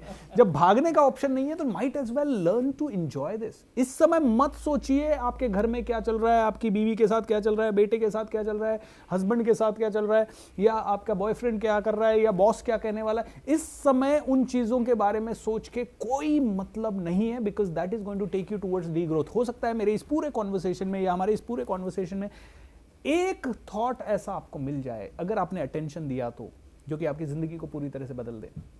क्योंकि आप भाग तो सकते नहीं है, ऑलराइट। तो अगर भाग सकते हैं तो भाग जाइए, और नहीं भाग सकते तो बी हियर। तो जैसे आपने कहा बोरिंग हो रहा है, तो बोरिंग हो रहा है तो 2 चीजें कर सकते हैं। If this work is permanently getting bored, अरे जैसे मैं ट्रेनर हूं और मैं रोज बोर हो रहा हूं, अब मतलब बिल्कुल एक्साइटमेंट नहीं आ रहा, तो फिर छोड़ दो इस काम को। लेकिन अगर कभी कभी बोर हो रहा है तो उस दिन ब्रेक ले लो, alright. Because when you take a break, आपका माइंड रोज की टेंशन से रिलीज हो जाता है। तो इसीलिए कहते हैं, मैं तो हमेशा एडवाइस करता हूँ, अगर किसी को भी अपनी लाइफ में ग्रो करना है तो 3 महीने के अंदर 3 दिन का फुल ब्रेक मस्ट है। और उस ब्रेक में क्या करें? उस ब्रेक में वो करें जो आपको पसंद है। दोस्तों से मिलना है, बुक्स पढ़ना है, मेडिटेशन करना है, और कुछ मूवीज़ देखनी है। तो जब मैं अपने काम से बहुत बोर हो जाता हूँ, मैं ये सारी चीज़ें करता हूँ, और फिर जब मुझे वापस से 3 महीने की एनर्जी मिल जाती है तो मैं 3 महीने ऐसा काम करता हूँ जैसा कि शायद मैंने कभी और नहीं किया था। चलिए बिल्कुल, एक और सवाल हम ले लेते हैं, फिर उसके बाद मेरे आपसे कुछ क्वेश्चन और भी हैं। भूपेंद्र जी, जी सवाल कीजिए आप अपना। मेरा नाम सुष्मिता मिश्रा है। मुझे ये जानना है कि जब भी मैं किसी काम को करने जाती हूँ तो मेरा ना कंसंट्रेट नहीं होता, उस काम पे फोकस नहीं होता है, मैं उस काम को कर नहीं पाती हूँ, मेरा माइंड डाइवर्ट हो जाता है। इसी के बारे में सुष्मिता जी मैंने अभी बताया आपको कि आप इस समय भाग लीजिए या फिर भाग लीजिए, क्योंकि आप उस समय कंसंट्रेशन क्यों नहीं कर पा रहे। Let's say you are editing something, क्या करते हैं आप? सर मैं अभी सोशल मीडिया पे काम करते हैं। तो आप सोशल मीडिया पे आप जब काम कर रहे हो और आपका तुरंत देखा, अरे मेरी इस फ्रेंड ने ज़्यादा अच्छा मेकअप कर रखा है, इसने अच्छी साड़ी पहन रखी है, इसने ज़्यादा अच्छे कपड़े पहन रखे हैं, और उन पे आपका ध्यान चला गया, तो वो ध्यान आपको ग्रोथ देगा या आपने सोशल मीडिया पे अच्छी पोस्ट डाली वो देगा? जो मैंने पोस्ट डाली। तो मैं आपको कह रहा हूँ, इसीलिए मैंने आपको पहले भी कहा, विजन। जिसके पास विजन नहीं होगा वो भटकेगा, जिसके पास विजन नहीं होगा वो आलस में जाएगा। अब विजन कैसे आएगा? संगत एक अच्छी बना लीजिए, जबरदस्त संगत, ऐसे लोगों की संगत जो ध्यान भटकने ही नहीं दे, जहाँ पे कंपटीशन एक हेल्दी हो। यार इसके 5 लाख फॉलोवर हो गए, मेरे 6 लाख होने चाहिए। ऐसी संगत जहाँ पे बार बार उसके बारे में बात हो रही है, that will really inspire you and that will give U a new perspective. और हमेशा मुस्कुराते रहें। आपने सवाल पूछा और बिल्कुल नहीं मुस्कुराए, तो है ना, मुस्कुराएंगे तो बड़ा अच्छा। आमतौर पर हम ये देखते हैं कि हर किसी के प्रोफेशन में कोई एक ऐसा इंसान होता है जिसकी वो प्रशंसा हमेशा करता रहता है। आपके भी जीवन में ऐसा कोई होगा? मेरे जीवन में ऐसे बहुत हैं, लेकिन जैसे अगर मैं प्रोफेशनली बात करूं तो मेरे गुरु हैं नित्य शांति जी। ये फॉरेस्ट मंक थे, मतलब कॉर्पोरेट में काम करते थे। फिर एक दिन अच्छा हुई कि यार ये सब तो इनका कोई एंड नहीं है। फिर वो मंक बने, 6 साल वो मंक रहे, उन्होंने अपने जीवन में सब कुछ सीखा, और उसके बाद वो वापस से एक नॉर्मल लाइफ में आए और आज पूरी दुनिया को टीचिंग कर रहे हैं। तो मुझे वो बहुत इंस्पायर करते हैं। द रीज़न इज़ दैट, उसका रीज़न है कि वो बहुत ही सिंपल है। मतलब वो कभी भी ये नहीं कहते कि मैं गुरु हूँ, वो कभी ये थोपते नहीं है कि मैं गुरु हूँ, वो कहते हैं मैं शुरू हूँ, मैं तो सीख रहा हूँ। राइट, तो देखिए कितना बड़ा एनोलॉजी है, गुरु एंड शुरू। ओके, मैं कहूँ मैं गुरु हूँ, इसका मतलब मैं कह रहा हूँ मेरे को सब कुछ आता है, अगर मैं कहूँ मैं शुरू हूँ तो मैं कहता हूँ I am open for mistakes यार, है ना, ठीक है, आपने कोई सवाल पूछा, मेरे को अच्छे से आंसर देना नहीं है, कोई बात नहीं, मैं भी तो सीख ही रहा हूँ, मेरे लिए भी तो साधना चैनल में पहला ही इंटरव्यू है, एम आई राइट और wrong? So this is the attitude विच नित्य शांति कैरीज एंड आज भी अगर मैं उनके घर गया, मैं 10 साल से उनसे जुड़ा हुआ हूँ, 10 या 12 साल से, आई थिंक 12 साल से जब से मैं जुड़ा हुआ हूँ। मेरी लाइफ में बहुत फाइनेंशियल प्रॉब्लम्स आई 2017-18 में, तब मैं बहुत लॉसेस में गया, और जब मैं नित्य शांति के पास गया तो उन्होंने कई टीचर्स ऐसे होते हैं, अरे यार भाई तू पैसा देगा तो ही हम तेरे को साथ में बिठाएंगे, but Nitya Shanti gave me a lot of time. उन्होंने मेरा हाथ पकड़ा, उन्होंने मुझे मेडिटेशन करवाई, और उन्होंने उस मेडिटेशन में बहुत सारी चीज़ें की, मेरे को बड़ा हल्का महसूस हुआ। और उसके बाद उन्होंने कहा, भूपेंद्र किस लिए तू ट्रेनिंग के फील्ड में आया था? तो मैंने कहा सर मैं आया था ताकि मेरे जैसे नेगेटिव या बहुत ही छोटा सोचने वाले इंसान की ज़िंदगी में आप जैसे लोगों के कारण परिवर्तन आया, तो मैं भी चाहता हूँ कि मैं भी वो कैटलिस्ट बनूँ।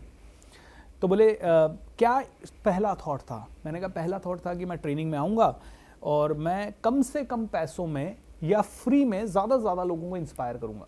तो उन्होंने मुझसे पूछा क्या तूने इतने सालों में ये किया है? मैंने कहा इतने सालों में तो मैंने कॉर्पोरेट ट्रेनिंग और बिजनेस कोचिंग की, और दोनों में पैसों के लिए की है।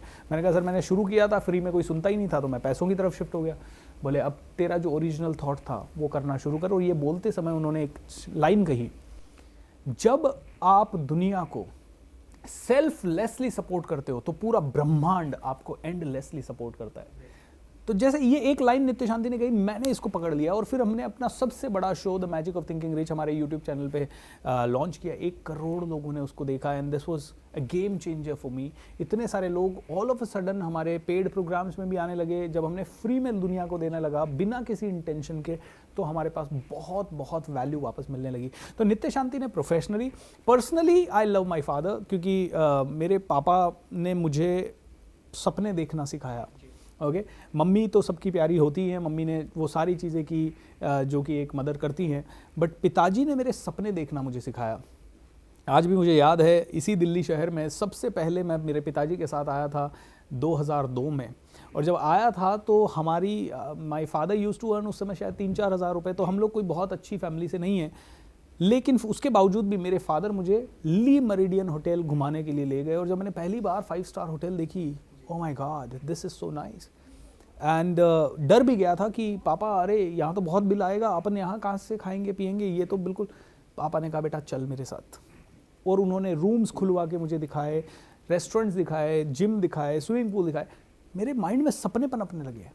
जब उन्होंने पहली बार टीवी पे रिन्नी खन्ना को बोलते हुए सुना इंग्लिश में, he called me and said देखो कितना अच्छा इंग्लिश बोल रही है। उन्होंने सपना दिया अंग्रेजी में बोलो, उन्होंने सपना दिया आप भी पार्टिसिपेट करो। हर चीज़ के लिए मुझे सपने जो दिए, आई थिंक इनिशियल सारे सपने मुझे मेरे पापा से मिले। तो वैसे तो बहुत लोगों को हम एडमायर करते हैं, ऐसे और भी मेरे कई लोग हैं, लेकिन ये 2 मैं विशेष रूप से मतलब ये जो आपने कहा इसका मतलब यही हो गया कि हर रिएक्शन के लिए जीवन में एक एक्शन की ज़रूरत होती है। एब्सोल्युटली, कि जब तक हमें कोई मोटिवेट नहीं करता हम जीवन में कुछ नहीं कर पाते। और सपने हमेशा हमें खुली आंखों से देखने चाहिए, बंद आंखों से सपने नहीं होते। ट्रू। तो कैसे हम अपने जीवन के सपनों को पूरा करें? जीवन के सपनों को पूरा करने का बहुत ही सिंपल तरीका है। देखिए क्या चाहिए, क्या करना है। मैं आपसे पूछता हूँ, अगर चाय बनानी है तो क्या करना पड़ेगा? कोई भी ऑडियंस में से बता सकता है चाय कैसे बनाते हैं? कैसे बनाते हैं चाय पत्ती, है ना? खड़े हो क्या पूरा प्रोसेस बताइए, पूरा प्रोसेस ही सुनेगा वो। अब देखिए उनके चेहरे पे भी स्माइल है। पहले तो वो सवाल जब पूछ रही थी तो ऐसे पता नहीं डरी हुई सी थी। गुड दैट अब मोटिवेट हो रही है ना वो आपके साथ। सर एक भगोना लेंगे, फिर उसमें पानी डालेंगे, चाय पत्ती डालेंगे, उसे उबालेंगे, फिर दूध डालेंगे, अगर अदरक है तो वो भी डाल देंगे। वो भी डाल। लेकिन आमिर जी तो मुझे बता रहे थे कि आपका नाम क्या बताया? सर कोमल। आमिर जी मुझे बता रहे थे कोमल अपनी चाय में हमेशा हरा धनिया भी डालती है। नहीं सर नहीं डालती है? नहीं। कोमल हरा धनिया, वो तो यहाँ तक बता रहे थे लाल मिर्ची भी डाल देती है। कभी कभी उसके घर गया था मैं तो लाल मिर्ची डाल दी नहीं उसने। सर। तो कोमल जी लाल मिर्ची क्यों नहीं डालेंगे चाय में आप? सर वो तीखी हो जाएगी। तीखी हो जाएगी। आप पियोगे नमक? नहीं थोड़ा सर। बहुत स्वाद अनुसार? नहीं सर। अच्छा, तो नमक नहीं डालोगे। क्यों? क्योंकि चाय बनाने की प्रोसेस में न तो नमक डलता है, न शक्कर डलती, मतलब सॉरी न मिर्ची डलती है, शक्कर तो डलती है, शक्कर डाल लेना। चाय बनाना है तो चाय बनाने की प्रोसेस फॉलो करनी पड़ेगी। सफल होना है तो सफल होने की प्रोसेस।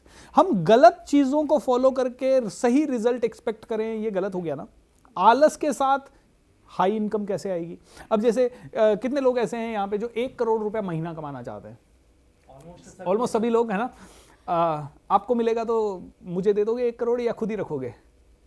आप खुद ही रखोगे, राइट? हाँ, तो 1 करोड़ रुपया महीना सबको कमाना है। अब 1 करोड़ कमाने के लिए क्या ऐसी स्किल की जरूरत है जिससे 1 करोड़ आ सकता है, या ऐसी स्किल से काम चल जाएगा जिससे 20,000 आ रहा है? 1 करोड़ की स्किल की जरूरत है, जिसको बोलते हैं हाई इनकम स्किल। आपके पास हाई इनकम स्किल होनी चाहिए। आपके पास plan A, plan B, plan C, plan D होना चाहिए। आपके पास एक कंसिस्टेंट कोचिंग होनी चाहिए। मुझे ये बताइए, गली में दौड़ने के लिए किसी कोच की जरूरत है, लेकिन ओलंपिक में दौड़ने के लिए किसी कोच की जरूरत है?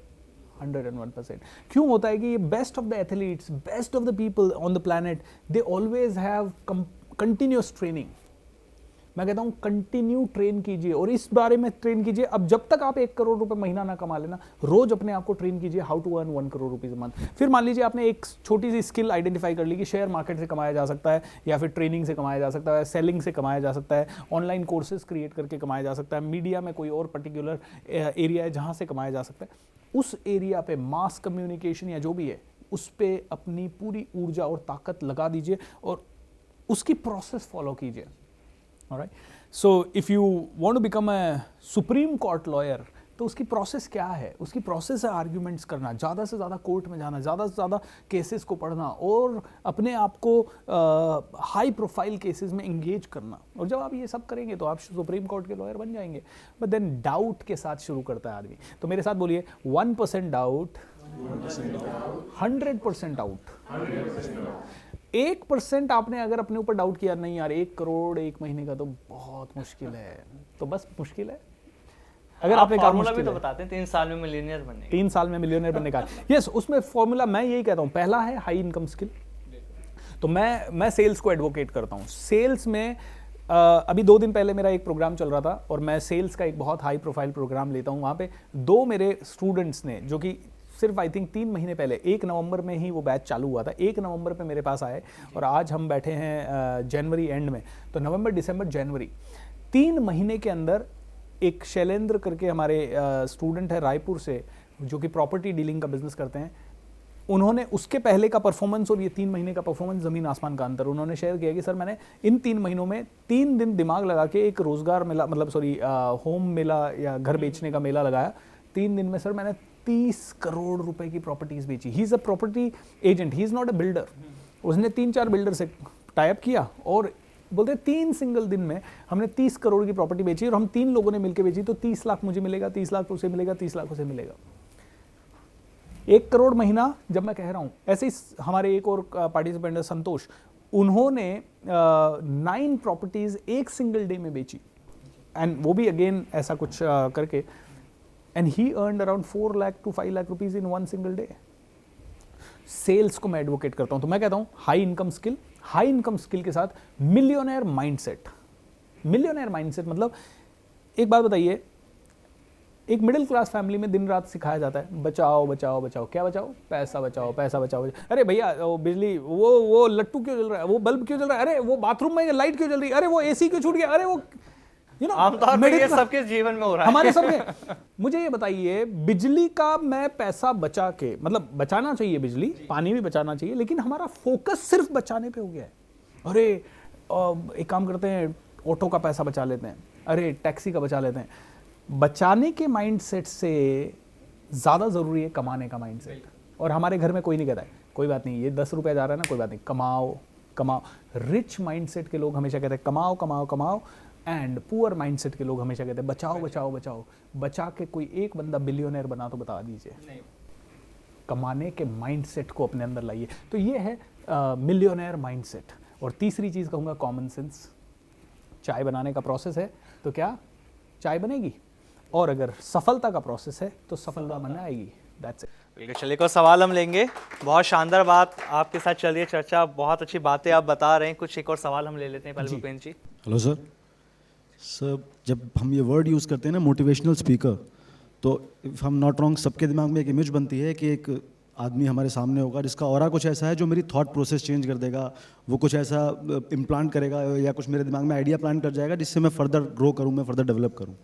और आप वो रेगुलरली फॉर ऑलमोस्ट 12 ईयर्स कर रहे हैं।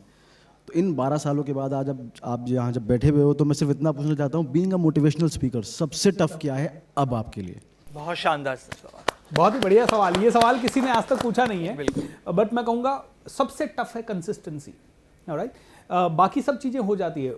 एक बार 3000 लोगों का प्रोग्राम करना इजी है, बार बार करना मुश्किल है। बिल्कुल। एक बार 1 करोड़ रुपया महीना कमाना इजी है, लेकिन बार बार हर महीने कमाना थोड़ा सा मुश्किल है। तो मुझे लगता है सबसे टफ यही है कि जो इमेज बन गई है, जो सक्सेस आ गई है, उसे कंटिन्यूअसली मेंटेन रहना। इसीलिए कहते हैं ना लोग कि सफल होना आसान है, टॉप पे पहुंचना आसान है, लेकिन टॉप पे टिके रहना मुश्किल है।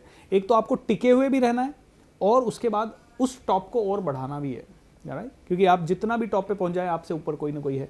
तो मुझे ऐसा लगता है कि स्ट्रगल हमेशा यही रहती है कि जैसे एक लेवल पे पहुंचते हैं फिर उसको मेंटेन करना होता है, एंड दैट्स रियली टफ।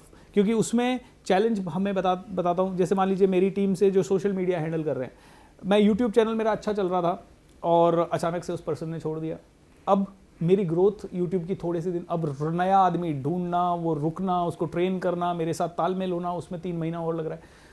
फिर देखा कि यार एक आदमी से काम नहीं चलेगा, अब 5 आदमी हैं वैसे ही कोई काम करने वाले। तो हर बार आपको एक नई चैलेंज मिलती है और उस नए चैलेंज के कारण आप कई बार वापस से पीछे खींचे चले आते हो, फिर से वापस ऊंचाई पे रहना और वहीं पे टिके रहना। मुझे तो यही सबसे टफ लगता है। बाकी तो ये गेम जो है इतना इंजॉयबल है कि हमें कभी ऐसा महसूस ही नहीं होता। लोग ऐसे ऐसे आते हैं जिनकी प्रॉब्लम्स इतनी ज़्यादा होती है, किसी के झगड़े हो रहे हैं, कोई डिवोर्स पे है, किसी के पास कमाई है ही नहीं बिल्कुल, कोई बहुत पैसा लुटा चुका है, किसी के साथ चीटिंग हो चुकी है, कोई कोर्ट केसेस में है, कोई कहीं है। तो उन सब की प्रॉब्लम सुनने के बाद ऐसा लगता है कि हमारी लाइफ तो इतनी ब्लिसफुल है। और रोज़ सुबह 4 बजे उठ के जो हम अपने माइंड को प्रोग्राम करते हैं, मेडिटेशन वगैरह, तो उससे सच बोलूँ तो कुछ भी ऐसा टफ लगता नहीं है। हर चीज़ में मैं हमेशा कहता हूँ आई एम सुपरस्टार BSR। अब BSR मेरा शॉर्ट में नाम है, BSR भूपेंद्र सिंह राठौड़, तो BSR। लेकिन मैं अपने आप के लिए जब मैं स्टेज पे जाता हूँ तो मैं देखता हूँ यार चैलेंजिंग तो है, ओके, लेकिन अगर मेरी जगह कोई सुपरस्टार होता तो उसका माइंडसेट क्या होता? तो मैं कहता हूँ आई एम सुपरस्टार BSR। अब उसके पीछे एक और रीज़न है। कई लोग मुझसे पूछते हैं आप अपने आप को सुपरस्टार कैसे कह सकते हो? मैं कहता हूँ मैं पब्लिकली थोड़ी कहता हूँ कि मैं सुपरस्टार हूँ, लेकिन मैं हमेशा ये देखता हूँ कि कोई भी सुपरस्टार अपनी मूवी छोड़ के मेरा शो देख रहा है क्या? अभी शायद नहीं छोड़ेगा। सचिन तेंदुलकर या विराट कोहली अपनी प्रैक्टिस छोड़ के क्या भूपेंद्र सिंह राठौड़ को देखेंगे या किसी को भी देखेंगे? नो। तो Bhupendra Singh Rathore has to become his own superstar. Then शायद, पहले अगर मैंने बिलीव कर लिया कि मैं सुपरस्टार हूं तो दुनिया शायद एक दिन बिलीव कर लेगी। So I must see that legend in myself. I see myself, I should, मतलब होता है, आपने एक पिक्चर देखी होगी कि आप एक शीशे के सामने हो, एक बिल्ली शीशे के सामने बैठी है और उसको शीशे में शेर दिखाई दे रहा है। तो आप हो बिल्ली, आप अभी सुपरस्टार नहीं हो, आप अभी एवरेज आदमी हो, लेकिन आप शीशे में देखो तो आपको लेजेंड दिखना चाहिए, आपको दुनिया का नंबर 1 इंसान दिखना चाहिए। एंड आई थिंक जब लाइफ के चैलेंजेस होते हैं ना तो अपने आप को नंबर 1 देखना बड़ा मुश्किल हो जाता है। ये भी एक बहुत बड़ी मुश्किल चीज़ मुझे लगती है कई बार, लेकिन इसको प्रैक्टिस करने से ये आ जाती है। थैंक गॉड कि this page of, this gives you a lot of returns. एक और सवाल हम लेना चाहेंगे जी। हेलो सर, मेरा क्वेश्चन ये है कि I am very poor in take decision. कुछ भी मुझे डिसीजन लेना होता है, आई एम वेरी कंफ्यूज्ड, मुझे कुछ समझ ही नहीं आता। फिर मुझे होता है कि मैं दूसरों का ओपिनियन ले लूँ, समटाइम वो सही भी होता है, समटाइम वो गलत भी हो जाता है, तो उसमें बहुत कंफ्यूज हो जाती हूँ। Thank you for asking this question, क्योंकि अब आप सभी के बेनिफिट के लिए एक छोटा सा फॉर्मूला दूंगा। वो फॉर्मूला आपके सभी डिसीजंस को राइट बना देगा। रतन टाटा साहब कहते हैं मैं पहले डिसीजन लेता हूँ फिर उनको राइट बनाता हूँ, लेकिन कई बार हम इस स्टेटमेंट से इंस्पायर तो हो जाते हैं लेकिन हमारे पास कोई फॉर्मूला नहीं है। तो मैं आपको सिंपल सा फॉर्मूला दे रहा हूँ। हमेशा जब भी आपको डिसीजन लेना हो, किसी से मत पूछिए, एक पेन लीजिए, एक पेपर लीजिए, एक पेन पेपर पे आप 2 कॉलम बनाइए, फ़ायदा और नुकसान, ठीक है? 2 कॉलम। डिसीजन लेने का फ़ायदा, मान लीजिए आज मैं आपको कहूँ लेट्स से आपको डांस सीखना है, सपोज आपको इच्छा हो गई किसी डांसर को देख के डांस सीखना है, और घर वाले कह रहे हैं पागल हो गई है, डांस में एनर्जी डालेगी उससे फिर है ना घर का क्या होगा, तेरी जॉब का क्या होगा, जॉब वाले भी कहेंगे यार तू आजकल है ना कहीं और दिमाग लगा रही है ज़्यादा इधर। तो यहाँ पे अब आप कंफ्यूज हो गए, जैसे ही ओपिनियन लिया कंफ्यूज हो गए और आप अपने पैशन को छोड़ दोगे। मैं कहता हूँ सीधा है, पेपर लीजिए खुद, डांस करने के फ़ायदे, डांस करने के नुकसान, दोनों लिखिए। अच्छा, ये तो हो गया एक। दूसरा है इस डिसीजन को ना लेना। मान लीजिए आपने ये डांस करने का डिसीजन नहीं लिया, तो एक डिफॉल्ट डिसीजन आपको लेना पड़ेगा। मैं अगर इन्वेस्ट करने का डिसीजन लेता हूं तो बढ़िया है, नहीं लेता हूं तो कौन सा डिसीजन हो जाएगा? नहीं करने का डिसीजन। तो सबसे पहले समझिए, डिसीजन नहीं लेने का डिसीजन सबसे बुरा डिसीजन है। कंफ्यूज्ड रहने का डिसीजन सबसे बुरा डिसीजन है, क्योंकि हर समय आप डिसीजन ले रहे हैं। जब आप डिसीजन नहीं ले रहे हैं तब भी आप डिसीजन ले रहे हैं। और कौन सा डिसीजन ले रहे हैं? डिसीजन नहीं लेने का डिसीजन। मैं हेल्थ पे काम नहीं कर रहा तो मैं डिसीजन ले रहा हूं हेल्थ पे नहीं काम करने का डिसीजन। मैं जब सुबह जल्दी नहीं उठ रहा, मैं डिसीजन ले रहा हूं लेट सोने का डिसीजन। तो सबसे पहले डिसीजन लेने के फायदे और नुकसान, और डिसीजन नहीं लेने के फायदे और नुकसान, सेम सिचुएशन में पड़े रहने के फायदे नुकसान भी देखिए और पेपर पे लिखिए। और जैसे ही आप पेपर पे लिखोगे, मैं कह रहा हूं with in 20 minutes you will get the clarity. 20 minutes, confusion हमेशा के लिए क्लियर हो जाएगा। बिल्कुल सिंपल फॉर्मूला आपको बता रहा हूं। जब जब आप करोगे किसी को हायर करने का, किसी को फायर करने का, कहीं जाने का, कहीं नहीं जाने का, कुछ राइट करने का, कुछ रॉन्ग करने का, कंफ्यूजन पूरी तरह से खत्म हो जाएगा। जब प्रॉब्लम ये होती है, हम देखते हैं अरे डिसीजन ले लिया, डर गए, तो over thinking kills the action. Too much thinking kills the action. तो एक और फॉर्मूला, डिसीजन जब भी लेना है 24 आवर्स में लेना है। जितनी रिसर्च करनी है 24 आवर्स में कर लो, जितने लोगों से ओपिनियन लेना है 24 आवर्स में ले लो, सबका ओपिनियन लेके फिर पेपर पे दोनों तरफ खुद का दिमाग लगाइए, and then you close the decision in 24 hours. Decision 24 hours में हो जाए, उसके बाद हो सकता है उस डिसीजन के लिए साधन जुटाने में 6 महीना लग जाए। जैसे कि मान लीजिए आपने कहा मैं कार लेनी है, मैं लूं या ना लूं, मान लीजिए कंफ्यूजन है। फायदे लिखिए, नुकसान लिखिए, 5 लोगों से ओपिनियन ले लिया, 24 घंटे में 40 कॉल कर लिए, इंटरनेट पे देख लिया, सब कुछ कर लिया। 24 घंटे, चलिए कभी कभी किसी किसी केसेस में 7 डेज मान लेते हैं इसको, ऑलराइट। 7 डेज में सब कुछ करके डिसीजन हो गया, कार लेनी है। और कौन सी लेनी है ये भी डिसीजन हो गया, 30 लाख की लेनी है, 20 लाख की लेनी है, जो भी ले लिया। उसके बाद हो सकता है वो 20 लाख का पैसा अरेंज करने में 6 महीने लग जाए। और दूसरी चीज़, मान लीजिए 6 महीने बाद ये लगे आपको कि ये डिसीजन गलत है, फिर से पेन एंड पेपर उठाइए, फिर से कीजिए। आपको लगता है नहीं कार से ज़्यादा बढ़िया तो है कि मैं अपने बिजनेस में इन्वेस्ट करूं, तो फिर से एक डिसीजन ले सकते हैं। सो डिसीजन मेकिंग एक सबसे बड़ा हथियार है जो आपके पास हमेशा मौजूद है, नंबर 1। नंबर 2, कंफ्यूज होने की जगह डिसीजन ले लीजिए। कुछ डिसीजंस में नुकसान होने ही होने हैं। एक आदमी से पूछा गया, सर आप इतने अच्छे डिसीजन कैसे लेते हो? बोले मैं इतने अच्छे डिसीजन इसलिए ले पाता हूं क्योंकि मैंने लाइफ में बहुत सारे बैड डिसीजंस लिए हैं। तो बैड डिसीजंस भी होना जरूरी है, उनसे डरने की जरूरत नहीं है, because they teach you so much. Life में there is nothing called failure, या तो आप जीतते हो या आप सीखते हो। सो जब भी आप फेल हुए हो, जब भी आपका डिसीजन गलत है, आप सीखोगे। वो आदमी गलत है जो डिसीजन लेने के बाद जब डिसीजन गलत हो जाता है तो चिंता करने बैठता है और अपने डिसीजन से कुछ सीखता नहीं है। सो आप डिसीजन लीजिए आराम से पेन पेपर के साथ, एंड यू विल सी। मेरा आखिरी सवाल आपसे ये भी है भूपेंद्र जी, आमतौर पे हम यूथ की बात करते हैं, बहुत सारे यूथ भी हमारे सामने बैठे हुए हैं, मैं खुद एक यूथ हूँ। मेरा भी सवाल आपसे ये है, मैं भी हूँ कि यूथ ही हूँ ना मैं। बिल्कुल, आप एक लोगों को एक सही रास्ता दिखा रहे हैं। हमेशा ना यूथ के मन में एक सवाल रहता है कि वो अपने जीवन में सही रास्ते पे कैसे वो चलेगा। वो सही डिसीजन नहीं ले पाता, उसके दिमाग में बहुत सारी चीज़ें घूमती रहती हैं, वो परेशान रहता है कि मेरे लिए क्या सही है क्या गलत है। अगर हम बात करें 20+ की, तो उनके जहन में सबसे ज़्यादा ये रहता है कि क्या सही रास्ता है। तो एक मोटिवेशनल स्पीकर, एक ऑथर होने के नाते आप क्या लोगों को मैसेज देना चाहते हैं आज की यूथ को कि वो अपने जीवन में सही रास्ते को इख्तियार कर सकें? देखिए, जब 20 की एज में है, डिस्ट्रैक्शन बहुत है, तो सही डिसीजन लेना बहुत मुश्किल हो जाता है। इसीलिए मैं कहता हूँ यूथ को एक ऐसे इंसान को ढूंढिए जो आपको सच में गाइड कर सकता हो। ऑलराइट, बिना मेंटर के कोई वर्ल्ड चैंपियन नहीं बन पाया, इसीलिए ऐसे सही में इंसान को ढूंढिए।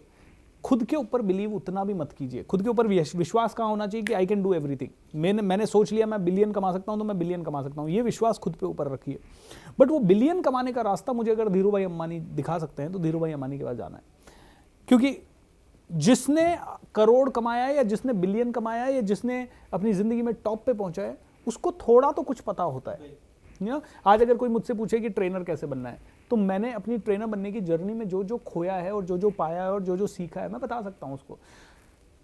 बेवकूफ़ है वो इंसान जो ज़िंदगी में गाइडेंस होते हुए भी सारी गलतियाँ खुद करता है और उन्हीं गलतियों से सीखने की कोशिश करता है, क्योंकि life is not very long कि आप सारी गलतियाँ कर सकें और उनसे सीख सकें। आपको अगर लाइफ में सीखना है तो ऐसे लोगों को पकड़िए जिन्होंने अपनी ज़िंदगी में कुछ किया है, और ऐसे लोगों से जब आपको क्लूज़ मिलते हैं, सक्सेस हमेशा क्लू छोड़ती है। जैसे कि मैंने हमेशा बहुत सारे सफल लोगों को सुना और उनमें से एक है मान लीजिए जेफ बेजोस। जेफ बेजोस कहते हैं कि भाई अपनी ज़िंदगी में इतना काम करो कि आपका काम हमेशा आपकी पहचान बनाए। तो अब ये सफल इंसान है, इसने काम किया। फिर दूसरी चीज़ वो कहते हैं अपने कस्टमर को एक्सट्रीमली खुश रखो, अपने कस्टमर से कंटिन्यू फीडबैक लेते रहो। तो अब मैं जॉब में मैं मेरा खुद का काम कर रहा हूँ, मुझे दिमाग लगाने की क्या ज़रूरत है। जेफ बेजोस कह रहा है यार, इलन मस्क कह रहा है कि भाई टेस्ला गाड़ी के बारे में कस्टमर से फीडबैक लो, इधर मुकेश अंबानी कह रहा है, तो क्यों मैं दिमाग लगाऊं। मैं बस अपना है सिंपल, मेरे 1000 कस्टमर है, उनको फीडबैक फॉर्म भेज दिया, उन्होंने जो कमेंट दिए एक्सेप्ट इट और उसके बेस पे अपने आप को चेंज करो। तो सफलता क्लूज छोड़ती है, वो क्लूज इकट्ठे करना शुरू करो, आपका कन्फ्यूजन हट जाएगा। और इसके लिए आप 50 मेंटोर्स को सुनो और 50 में से आपको जो बेस्ट लग जाए उसके साथ चिपक जाओ। एक को चिपक गए ना, उसके बाद 3 साल उसे फॉलो करो। आई एश्योर यू आप में से हर एक इंसान को बहुत बड़ी सफलता मिलेगी। जाते जाते आपने जो किताबें लिखी हैं उनकी कोई 2 पंक्तियां मैं चाहूँगा आप हमारे यूथ को सुनाएं। मैं किताब मैंने लिखी है अभी रिसेंटली, मेरी एक लॉन्च हुई, the magic of thinking rich. इस मैजिक ऑफ थिंकिंग रिच में मैंने एक छोटा सा एग्जांपल दिया है कि अगर आपके पास स्किल ज़बरदस्त है तो आप एक डेड चूहे से भी, एक मरे हुए चूहे से भी एक बड़ा एम्पायर खड़ा कर सकते हो। तो कौन कौन सी स्किल्स हो सकती है, ये किसी भी फील्ड की स्थिति, ये मतलब एक एग्जांपल है कि मरे हुए चूहे से भी एक एम्पायर खड़ा कर सकते हो। इंसान की इतनी पोटेंशियल है। अब मुझे एक छोटा सा सवाल जो मैं इन किताबों में लोगों से पूछता हूँ कि भाई आप और मैं पैदा क्यों हुए? क्या हम ज़िंदगी भर स्ट्रगल करने के लिए 20-25-50 हज़ार रुपये कमा के वही जो नॉर्मल, हाँ भाई थोड़ा सा ज़्यादा कमाया, घर ले लिया, फिर EMI पे घर ले लिया, ज़िंदगी भर EMI दे रहे हैं, फिर एक कार ले ली, फिर ज़िंदगी भर EMI दे रहे हैं कार की, फिर थोड़ा सा और पैसा आया, 2-4 कंट्री घूमे आए, 2-4 सिटीज़ घूमे आए, थोड़े से अच्छे कपड़े पहन लिए, थोड़े से अच्छे दिख लिए, किसी शादी में 4 अच्छी फ़ोटो खिंचवा ली? क्या हमारी यही ज़िंदगी है? Is it the only thing which we want to do in our life? Probably not. तो मैं सभी को यही कहना चाहूँगा कि देखिए दोस्तों, life is much bigger and you are not here to do ordinary things, because आप ऑर्डिनरी हैं ही नहीं, आप एक्स्ट्रॉर्डनरी हैं। यही चीज़ मैंने अपनी किताबों में बताई है, master your thoughts master your life में भी मैंने यही बताई है। मैंने 15 days to master the greatest art of greatest skill of all time, public speaking. Public के सामने बोलने की स्किल ग्रेटेस्ट स्किल है दुनिया में। ओके, ये भी मैंने उसी बुक में भी बताया और the magic of thinking rich book में भी बताया। So I want you to believe that you are the god. क्यों? क्योंकि you can generate, you can operate, you can destroy. GOD। आप में से हर एक इंसान कुछ नया कर सकता है, कुछ बिगाड़ सकता है और कुछ डिस्ट्रॉय कर सकता है। तो you are really god. You are not here to suffer, you are here to create, you are here to manifest something big. आप इस दुनिया में हैं कुछ लेगेसी छोड़ने के लिए। अपने आप को छोटा मानना और अपने आप को साधारण समझना हर इंसान का सबसे बड़ा अपराध है। स्वामी विवेकानंद कहते हैं आप हर दुनिया में, दुनिया का कोई भी काम करो, आप उसमें नंबर 1 बनने का आपका मिनिमम लक्ष्य होना चाहिए। और वो तो कहते हैं कि मैं आपको इसके भी पार, इस भवसागर के भी पार मैं चाहूँगा कि आप नंबर 1 बने, लेकिन वो शायद आप देख नहीं पाएंगे। तो आप जो काम कर रहे हैं उसमें नंबर 1 बने, because you are truly a god. And जब इसको लॉजिकली आप सोचेंगे तो आप देखेंगे कि यार इंसान ने, जितने भी बड़े काम करने वाले इंसान हैं, चाहे वो टेक्नोलॉजी के फील्ड में हो, बिजनेस के फील्ड में हो या कोई, वो सभी तो कौन है? इंसान ही तो है। कोई अगर क्रिकेट का गॉड बना तो इंसान है, कोई म्यूजिक का गॉड बना तो इंसान है, कोई सिंगिंग का गॉड बना तो इंसान है, कोई मतलब इस लेवल पे पहुंच रहे हैं रजनीकांत वगैरह की, उनके मंदिर बनाए जा रहे हैं। तो this is only because they are the humans and उनकी स्किल में एक्सीलेंस है। तो आप भी एक्सीलेंस लाइए। आप गॉड हैं, आप गॉड थे, आप गॉड रहेंगे, बस अपने अंदर के भगवान को पहचान। बिल्कुल, भगवान को पहचानने की ज़रूरत है, क्योंकि भगवान ने जीवन में सब कुछ हमें देना, ज़रूरत है खुद को बदलने की। तो बहुत बहुत शुक्रिया आपका भूपेंद्र सिंह राठौर जी हमारे साथ जुड़ने के लिए और लोगों को सही गाइडेंस देने के लिए। शुक्रिया। थैंक यू सो मच आनंद भाई, थैंक यू।